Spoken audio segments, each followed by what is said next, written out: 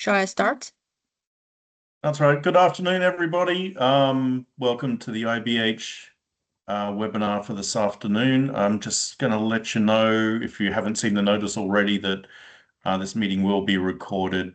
So if you don't want to be seen or heard from, make sure your camera and audio is off. I will hand over to Yan Ching to introduce our speaker for today. Enjoy the meeting. Thank you, Dan. Hi, everyone, and thanks for joining the IBH webinar. I'm Yunqing from the James Hutton Institute, and today it's my pleasure to introduce our speaker, Dr. Katie Jeal, from Sainsbury Laboratory in Cambridge University. And Dr. Jeal is a postdoctoral researcher in Madeline Bartlett's group at the Sainsbury Laboratory, and she holds a master's degree in biology and a PhD degree in plant sciences from the University of Bristol.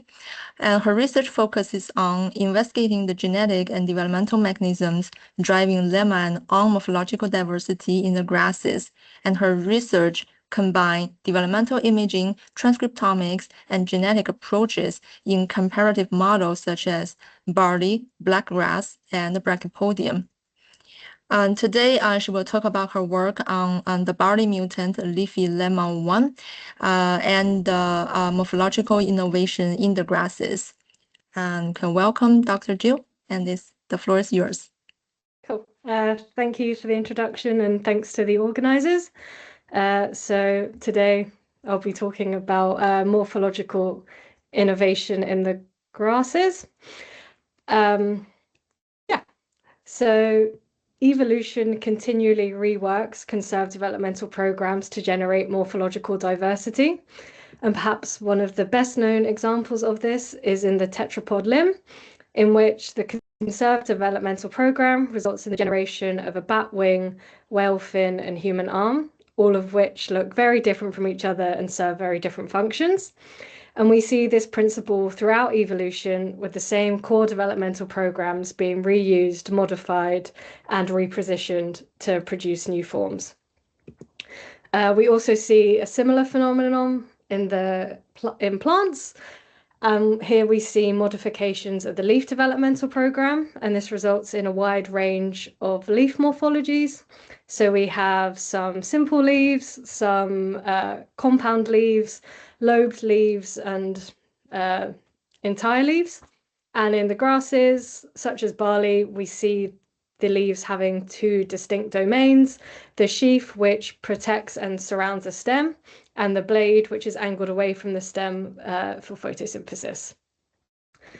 Evolution also pushes this conserved leaf developmental program towards novel functions. And for example, the carnivorous trap of pitcher plants, climbing tendrils in cucumber, protective spines in cacti, and the colorful bracts of hydrangea and anthurium, which attract pollinators, all demonstrate how the same underlying leaf developmental program can produce structures with vastly different forms and functions. This idea is not a new one. 200 years ago, the philosopher Goethe proposed that alles ist Blatt, everything is leaf, and he suggested one fundamental unit, the leaf, acts as the ground state from which all above ground lateral organs are formed. Today, we have strong molecular support for this with the ABC model of floral development. And here we see that loss of function of A, B, and C genes results in floral organs reversing to a ground state, producing a foliage leaf. And this provides molecular proof of Goeth's theory and evidence that many lateral organs are homologous to leaves. So the modified leaf that our lab is interested in is the grass lemma. And the lemma is a protective leaf-derived bract that encapsulates the grass flower and comprises two main parts: the lemma body, which encloses the reproductive organs, and the awn, which is an elongation from the lemma body. And the lemma functions as a key player in grass seedling dispersal. It provides environmental sensing and also aids in seedling establishment across diverse ecosystems.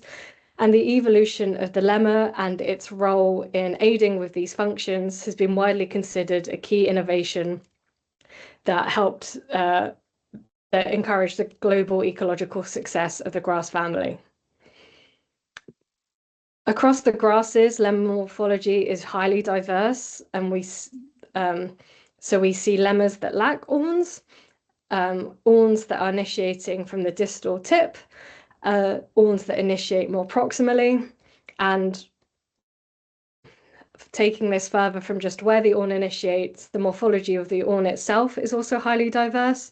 So we have straight awns, twisted genicular awns, and some more unique awns such as this feathery one as well.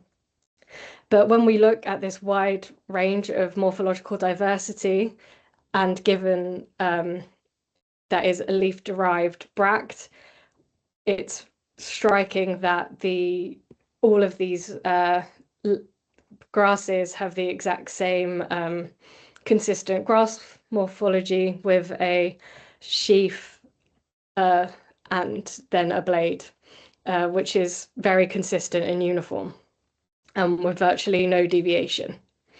And this kind of brings us to the questions that we're interested in our lab. So what are the differences and the mechanisms that are driving this lemma morphological diversity, given how consistent these leaves are? So how can two organs with the same developmental program show such differences in morphological diversity? And to address this, previous work in our lab by PhD student Erin Pattinson investigated how conserved leaf patterning genes function within the lemma. And her work focused on the gene drooping leaf, which was originally identified as a leaf gene, with loss of function preventing the development of the leaf midvein, resulting in this drooping leaf phenotype seen here in rice. But in rice mutants, loss of function of drooping leaf also results in the inhibition of awn development. And Erin expanded on this work by knocking out drooping leaf in Brachypodium and blackgrass, two species where the evolutions of awns is independent and they have different awn morphologies. So Brachypodium has straight awns initiating at the tip, whilst blackgrass has a more proximally initiating awn that is twisted and bent. But what we see here is that this same gene is being used over and over again and for awn development. And this kind of shows that when the awn evolves, it is not a novel structural invention, but evolution is repeatedly recruiting leaf blade genes for use in awn development. From this work, we hypothesized that not only are leaf and lemma homologous to each other, but the three morphological domains of the leaf are homologous to the three domains of the lemma. However, unlike the leaf, which is fixed into a strict developmental sequence along the proximal distal axis with the sheath, the ligules and auricles, and then the blade, the lemma has been able to somewhat escape these constraints, allowing the awn module to be repositioned or suppressed. While we see some lemmas exhibiting a morphology consistent with the leaf, such as in barley, where the lemma body is proximal and then the awn initiates at the tip. We also see in blackgrass where the awn initiates more proximally, and then in species such as maize where no awn develops at all. So this developmental flexibility allows the awn module to be repositioned, activated, or suppressed without disrupting the rest of the organ and producing a large amount of morphological diversity. And this flexibility at the organ level translates directly into evolutionary lability across the entire family. So Erin's work showed that while the leaf blade is a fixed constant present in every single grass species, the awn is transient and has been gained and lost multiple times over evolution, with each gain in this figure being illustrated by a pink circle. Not only do we see gain and loss of awns across grass evolution, but we also see a wide range of lemma morphologies. In the cereals, the straight awns of barley and wheat photosynthesize, contributing to yield. Yet we see this same straight awn morphology appearing independently across the phylogeny, such as in the stiper tribe. Similarly, oats have this twisted genicular morphology, which is hygroscopic, and this allows twisting and untwisting of the awns in response to humidity or water, and this aids in seedling burial. But we also see this morphology of a twisted genicular awn within the stiper, and we see more unique morphologies throughout the grasses, such as the feathery awn of Stipa pinnata or the three-pronged awn of Aristida, both of which have been suggested to aid in wind dispersal. So these specialized forms and that provide a range of functions brings us back to our question: why has the lemma been able to generate such diverse morphologies while leaf morphology has remained so constant? We hypothesize that the leaf is trapped under intense selection. All plants need blades to photosynthesize and survive. However, the lemma has been somewhat freed from these constraints, and it's given it the freedom to play around with the patterning of the modules to alter its morphology. And so this leads to the core question of my research, which asks, does the repositioning, activation, or conserved leaf morphology in the lemma drive morphological diversity? And to test this hypothesis, we required a genetic system where we could observe disruptions to this set patterning of the modules. And so that's why we use barley. There's a lot of genetic resources available and a lot of barley mutants with altered module patterning. So the one that we use in the lab is leafy lemma, historically described due to its leaf-like lemma. So the lemma body is much wider, and then it transitions into a wider awn-like awn at the tip that's significantly wider and looks quite leaf-like. And so here we see both an extension of the lemma body and a change in the identity of the awn, which gives it is a good system for us to look at disruption to the module patterning. So looking at our model of leaf lemma homology to the leafy lemma lines we look in our lab, we still see this structural shift. We see an elongated lemma body and a decreased awn length in comparison to the wild type, which is much more compact, and the transition from lemma body to awn is quite obvious. When we zoom in, we see this even clearly. And while it's been hard to define where the lemma body ends and the awn begins in our leafy lemma mutant, work is ongoing to define this more clearly using genetic markers that define the sheath and seeing if they define the lemma body in a similar way.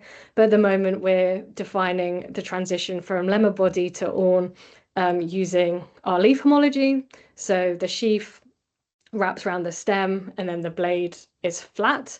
So we use the same approach here. So this is the position with which the lemma body stops wrapping around the itself and then becomes flat. So this is what we are defining at the moment as the transition from lemma body to awn. We then wanted to look at this quantitatively, so we measured awn length, lemma body length, and spike across the main spikelet of the barley, with spikelet 1 being the first developing spikelet. And here we see that the awn to lemma body ratio across the development for both our wild type and our leafy lemma. And leafy lemma, we see a uniform drop in the awn to lemma body ratio. And when we look at what is driving this, it is both a decrease in awn length and an increase in lemma body length, consistent with what we saw in our mature lemmas. Something else interesting is that awn to lemma body ratio decreases over time in the wild type, whereas the leafy lemma ratio appears much more consistent, suggesting that there might be something in leafy lemma that is affecting its developmental progress. We next asked that given our predicted homology between the leaf and lemma, we do our lemma phenotypes translate to the leaf. So here again, we measured the same structures, so blade length, sheath length, and leaf position, with leaf 1 being the earliest developing leaf. When we compare these leaves back to our lemmas, we see quite the difference with these phenotypes not being consistent. We see an increase. We see a decrease in sheath length in our leafy lemma mutants, while there is no effect on blade length. And there's a significant decrease in the blade to sheath ratio. So here we show that leafy lemma shows a novel leaf phenotype that's not been described before, with previous work categorizing leafy lemma as a purely reproductive mutant. So to summarize, our wild type, our leafy lemma in the leaf has a decreased sheath and no difference in blade, whilst our lemma body is elongated and our awn decreased. And what this tells us is that whatever's driving these developmental differences and morphological differences in leafy lemma, it's context specific and different in the leaf and the lemma. But we are most interested in what's going on in the lemma. And so to understand the developmental mechanisms underlying this phenotype, we've next looked closely at what is happening in early lemma development. So to look at what is causing our mature lemma phenotype, we looked very early on using scanning electron microscopy. And our goal was to identify when the developmental trajectories between wild type and leafy lemma began to diverge. So when we look at early inflorescence development, here the lemma is false colored in the orange. We find that early lemma primordia follow the same developmental stages and look very similar. But as the stamens begin to differentiate, we first begin to see quite the difference. The leafy lemma inflorescence is much more compressed, and the lemma body less developed compared to wild type. As we begin to see awn initiation in our wild type, indicated by this invagination of the lemma, we do see that the awn in leafy lemma is initiating at a similar stage, but the lemma body is much more reduced. And as we see the awn begin to elongate in our wild type, we don't see this in leafy lemmas, which indicates a developmental delay. And we see this as the awn begins to shoot up in wild type and elongate quite rapidly. There's some beginnings of elongation in leafy lemma, but not to the same extent. And this is consistent with what we see in our mature phenotype, so a reduction in awn length in our leafy lemma.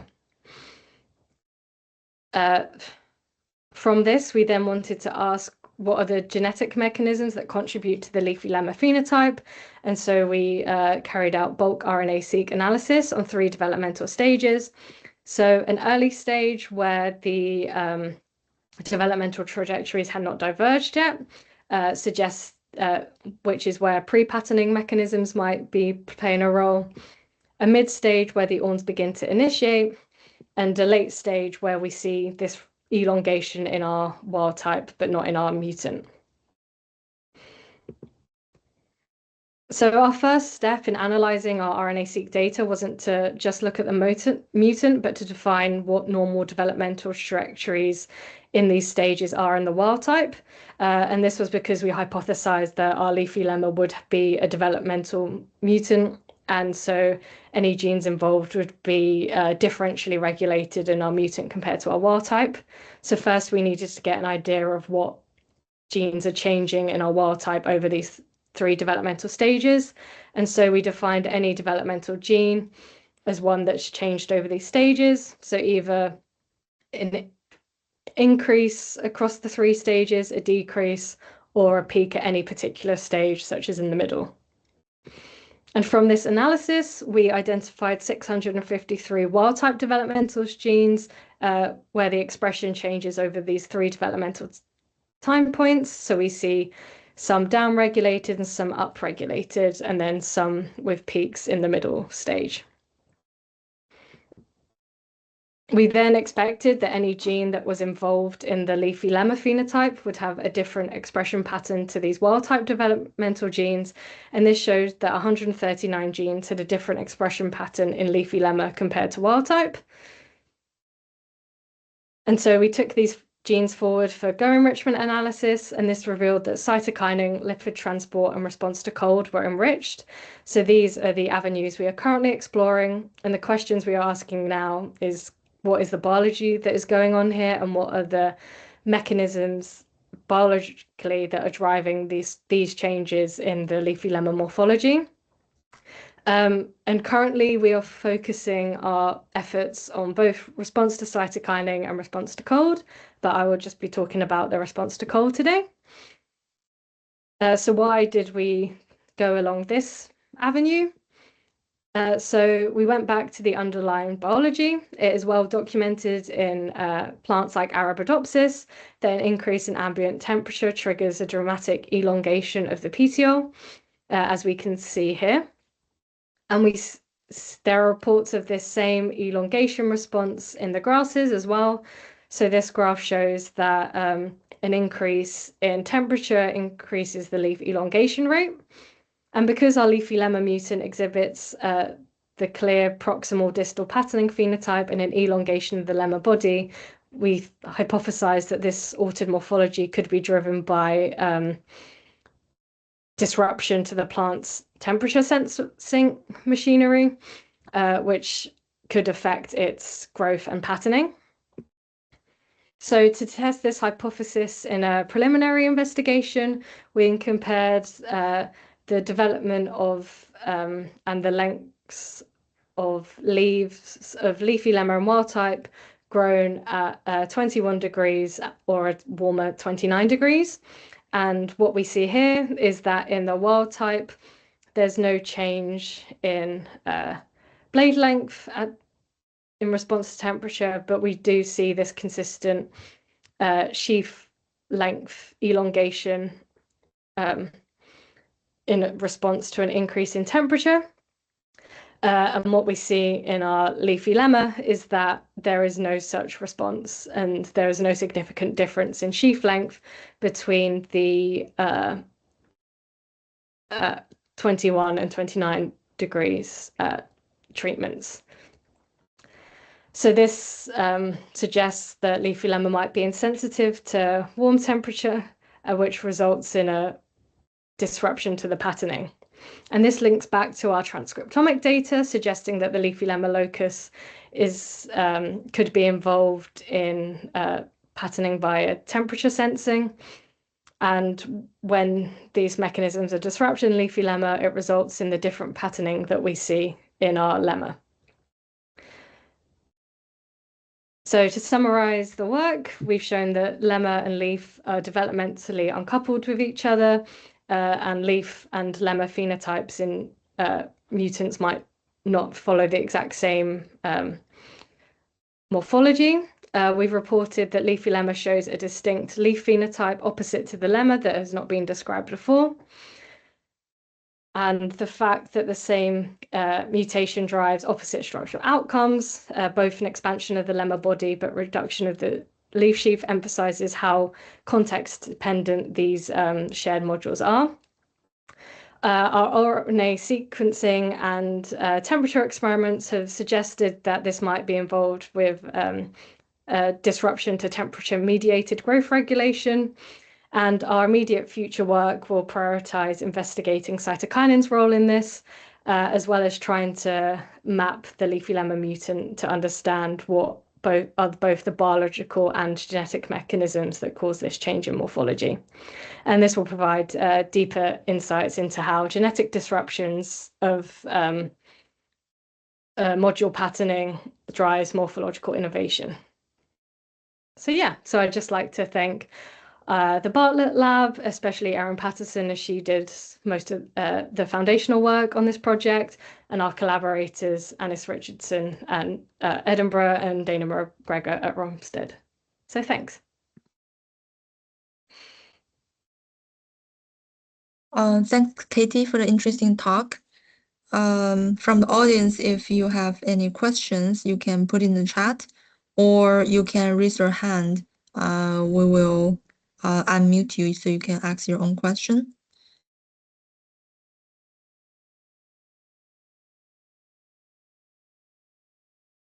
Maybe I can start a question.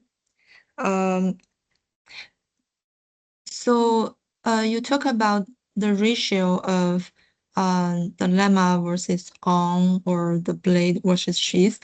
I just wonder if at the cellular level, is the difference is due to cell division or elongation? And have you looked at that? We tried to look at it just from the SEMs, but it was really hard to get an idea of where the Orm boundary would begin, especially in the early developmental stages. So we're trying new approaches now to get higher resolution and to get an idea of what's causing it, because it must be either whether it's the cells that aren't elongating as much, or there's just less cells. So yeah, that's definitely a thing to look into. So there is a question. I'll see if I can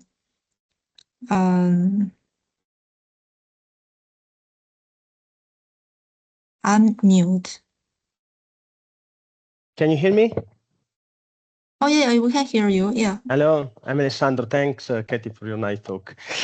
My question I wrote in the chat. Is there any effect on temperature also on the length of the leafy lemma, the modified own, or you have only observed this difference in the leaves?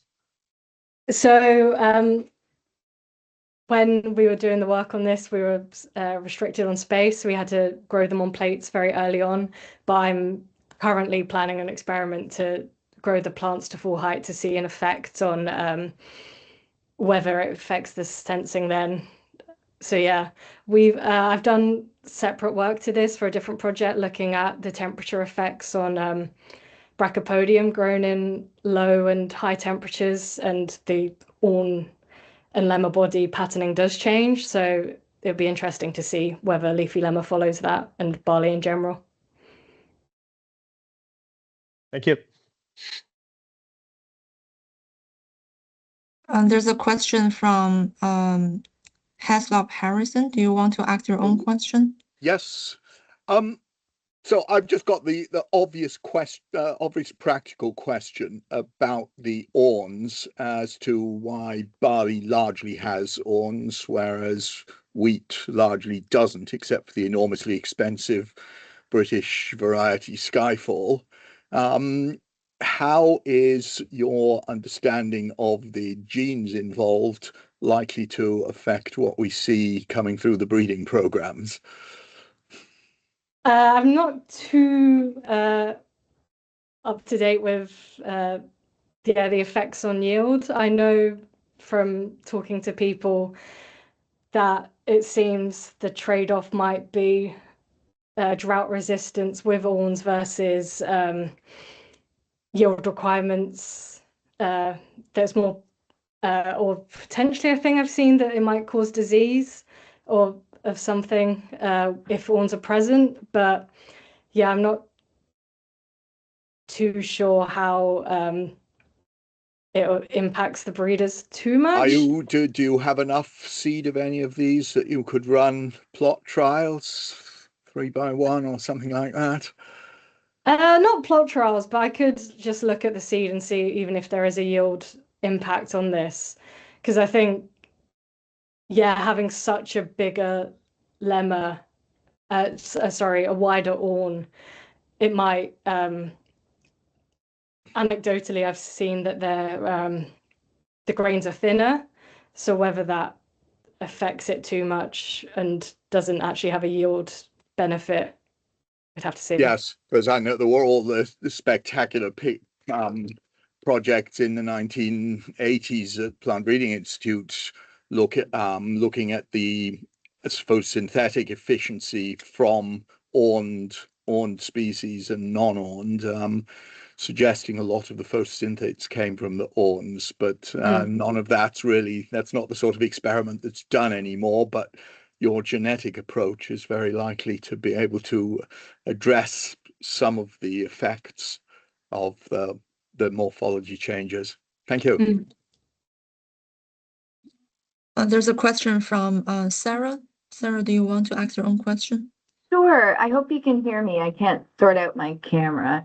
So I've got a couple questions. The first is, are you going to examine kind of temperature sensitivity to these leaf parameters in different barleys that are adapted to colder or warmer regions to see if they also respond? Or is that something you're interested in? I haven't thought about doing that. I think we've mainly it was just an idea to see if even response to temperature was involved from what came out of the RNA-seq. But I think it's a good idea, and also just to see if the awns are different in those species as well. 100%. I mean, yeah, it's good to like see what you have, but then I think it could be wildly interesting to kind of start to explore more. And then obviously look to see if some of the genes that you're picking up in your RNA-seq are, divergent, if you've not seen the response or you are, etc. The other one I have was more about kind of your work on diversity. And do you have any plans to look in other awned grasses for forward genetic approaches, and why or why not?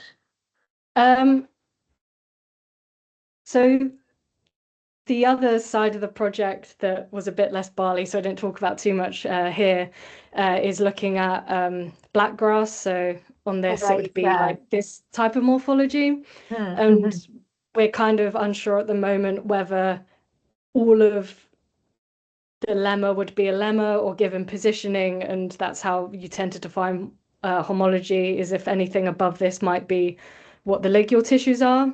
So we've been working to try and generate knockout lines in blackgrass to see if that affects the patterning, and then also just to do in situs in blackgrass and other species with different initiation points to see if the traditional sheaf patterning genes are different in those species. And I don't know enough about blackgrass to know if it's diploid or genetically tractable or.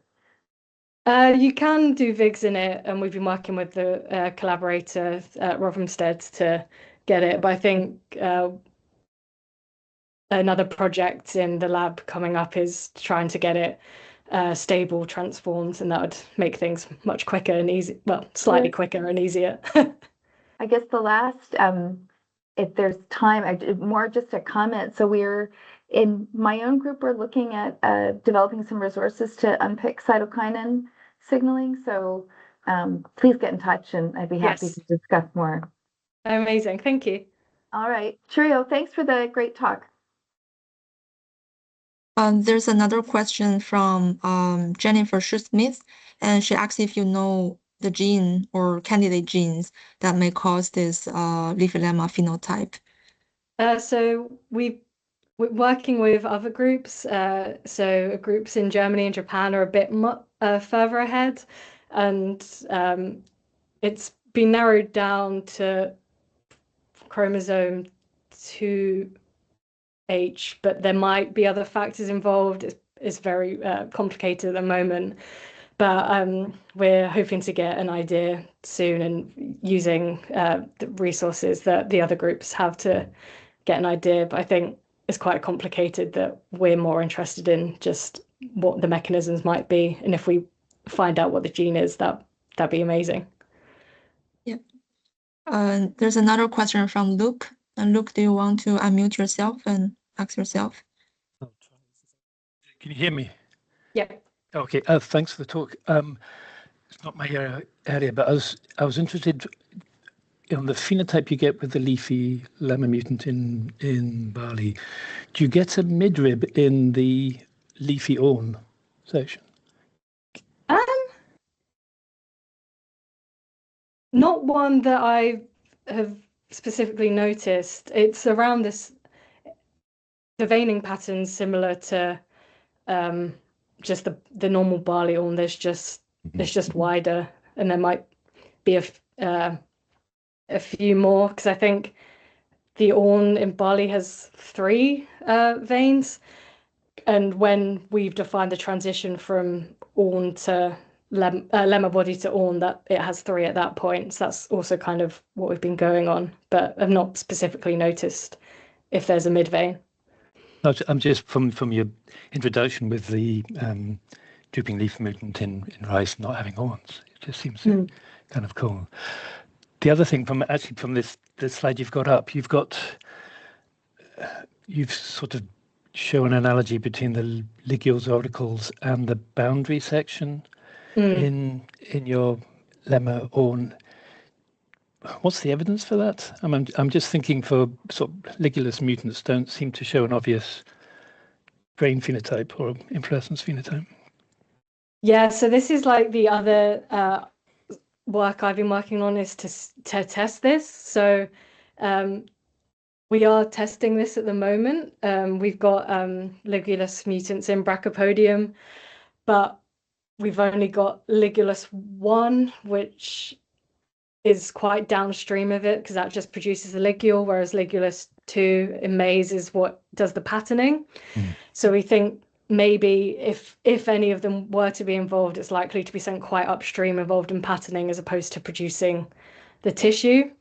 We've seen maybe slight phenotypes in Brachopodium, where there's some tissue at a boundary, but it needs a lot of careful phenotyping, and we're at the moment just checking and to see if these genes are even expressed in the lemma, which will help quite a lot. Thanks. That's interesting. Thank you. Can I ask a follow-up question? So talking about the lemma on junction, because in barley it looks like the on looks very similar to the lemma. It's just very narrow. And then in some other species, I think in those wild oat, the on, they look so different. I just wonder if there's any special cellular structures at that junction in different grasses. And did you? I know people have looked in barley to and have done morphographics because they hypothesized that at the boundary the division rates would be different. Stuff that's happened there hasn't really been able to find anything that clear. I don't think anyone's looked at species with more distinct awns, which is probably, if you're going to see anything specific to define the boundary at the cellular level, is where you would be able to see it. So maybe that'd be a good way to use blackgrass to have a look there. And what do you think the role of that drooping leaf? Because in the leaf, there seems to be more specific to the midvein. But then it just completely suppressed the on in lemma. So do you think the function of this drooping leaf is conserved, is just function in different places, or it's actually do different things? I think it's conserved, but it also has other functions as well in the plant. So most in the Brachopodium drooping leaf mutant we have, it's really affects the female floral organs. So there's it is it has a role there as well. I think as it's not just the midvein that makes the barley or the awn, there are 3 veins. It can't just be that if you have no midvein, you have no awn, and they're very homologous to each other. So it must be maybe downstream factors or something that are affecting its function in the different locations. Yeah. Thank you, Katie, for the very interesting talk, and thanks for everyone for joining and the questions. If there are no other questions, we will close today's session. Thank you, everyone. Thank you.